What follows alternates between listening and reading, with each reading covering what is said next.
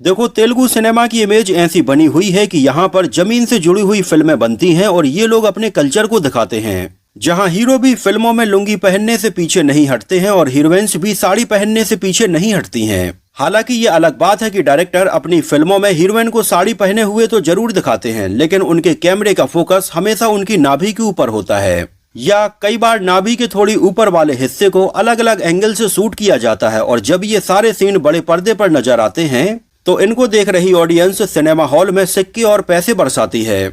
और ये बात कहीं ना कहीं आपने भी नोटिस की होगी कि जब भी किसी तेलुगु फिल्म में हीरोइन की एंट्री होती है तो उसको चाहे फ्रंट से या बैक से ऐसे अलग अलग कैमरा एंगल से शूट किया जाता है जिसको शायद आप अपनी फैमिली के साथ में बैठकर नहीं देख पाएंगे।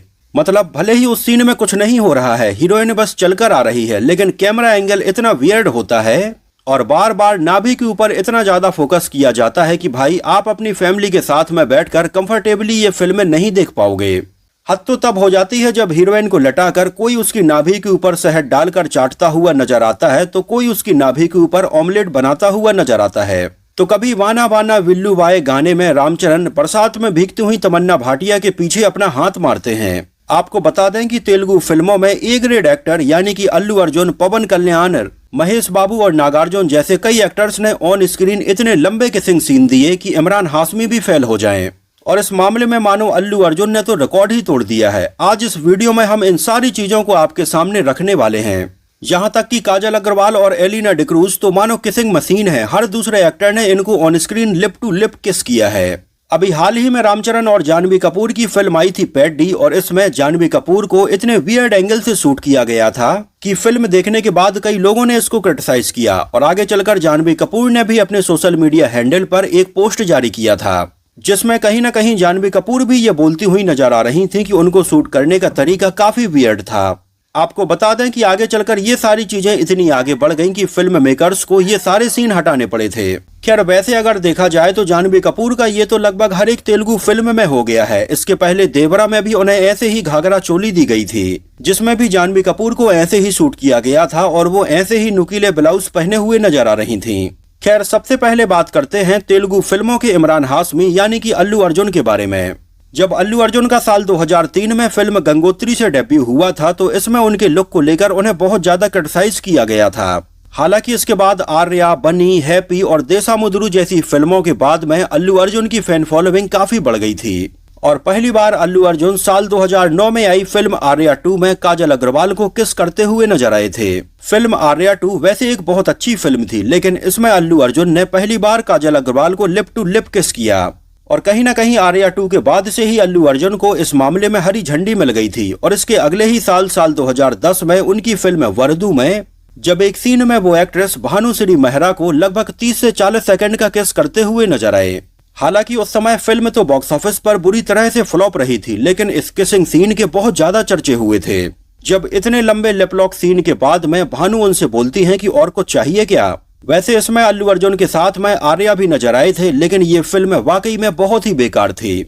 लेकिन आज भी ये फिल्म अल्लू अर्जुन के इतने लॉन्ग किसिंग सीन के लिए याद की जाती है। और ऐसी कुछ और मूवीज में अल्लू अर्जुन हमें ऐसे किसिंग सीन करते हुए नजर आए, उन्हें ऑन स्क्रीन किस करने में कभी कोई परहेज नहीं रहा। साल 2010 में आई नाग चैतन्य और समंथा की फिल्म ये माय चेसाव में नाग चैतन्य और समंथा का एक लंबा लिप लॉक किसिंग सीन देखने के लिए मिला, जो एक बहुत ही खूबसूरत लव स्टोरी फिल्म थी। और इसको डायरेक्ट किया था गौतम वासुदेव मेनन ने, जिन्होंने रहना है तेरे दिल में को भी डायरेक्ट किया था। और ये माय चेसाव लोगों को इतनी ज्यादा पसंद आई कि आगे चलकर इसका हिंदी में भी रीमेक बनाया गया था एक दीवाना था के नाम से, जिसमें प्रतीक बब्बर और एमी जैक्सन नजर आए थे।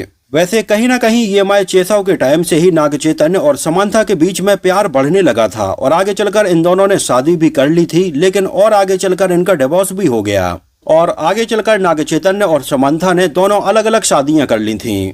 लेकिन आज भी इन दोनों के डाई हार्ड फैंस ये माय चेसाव में इनके इस किसिंग सीन को देखकर वही पुरानी यादों में खो जाते हैं। पुरी जगन्नाथ के द्वारा डायरेक्टेड महेश बाबू और काजल अग्रवाल की फिल्म आई थी बिजनेसमैन, जिसके कंसेप्ट को लोगों ने बहुत ज्यादा पसंद किया और ये वाकई में बहुत ही यूनिक फिल्म थी। और आपको बता दें कि बिजनेसमैन के पहले महेश बाबू ने कभी भी ऑन स्क्रीन किस नहीं किया था, लेकिन बिजनेसमैन से उन्होंने इसको तोड़ दिया। फिल्म बिजनेसमैन में काजल अग्रवाल वाकई में बहुत ही खूबसूरत लग रही थीं और महेश बाबू इसमें उन्हें ऑन स्क्रीन किस करते हुए नजर आए थे। ये सीन था फिल्म के गाने चंदम्मा के दौरान का। साल 2019 में आई फिल्म RX-100 अपने इतने बोल्ड टॉपिक की वजह से बहुत ज्यादा चर्चाओं में रही थी, जिसमें कार्तिकेय और पायल राजपूत नजर आए थे और पहली बार किसी फिल्म में ये देखने के लिए मिला था कि हवस सिर्फ मर्दों में नहीं होती है, औरतों में भी होती है और अपनी हवस मिटाने के लिए औरतें भी किसी भी हद तक जा सकती हैं। मतलब सच में फिल्म RX-100 में इतने बोल्ड टॉपिक को बहुत ही बेहतरीन तरीके से दिखाया गया था, जहां इस फिल्म ने कई लोगों की सोच को भी बदला। और फिल्म RX-100 के एक सीन में कार्तिकेय और पायल राजपूत के बीच में हमें ये लॉन्ग किसिंग सीन देखने के लिए मिलता है। 2014 में फिल्म आई थी राया कृष्णाया, जिसमें संदीप किशन और रेजिना कैसेंड्रा के बीच में हमें एक लंबा किसिंग सीन देखने के लिए मिलता है। हालांकि उस समय फिल्म तो ठीक ठाक ही चली थी, लेकिन फिल्म का पर्टिकुलर ये सीन काफी चर्चा में रहा था।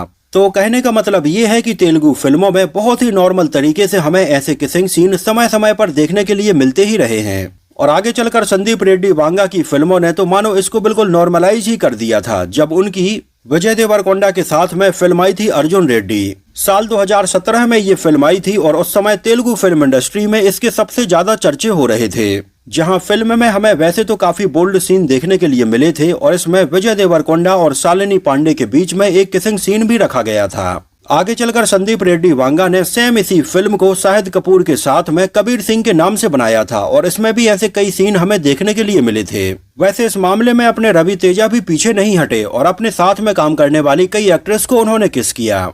जैसे 2018 में आई फिल्म टच चेसी चुदू में वो राशि खन्ना को किस करते हुए नजर आए थे। हालांकि फिल्म तो ठीक ठाक चली थी, लेकिन इस सीन के बहुत ज्यादा चर्चे रहे। तो वहीं रवि तेजा अपनी फिल्म पावर में रेजिना कैसेंड्रा को और किक 2 में रकुलप्रीत सिंह को भी किस करते हुए नजर आए थे। यहाँ तक कि उनकी फिल्म खिलाड़ी में उन्होंने मीनाक्षी चौधरी को भी किस किया था।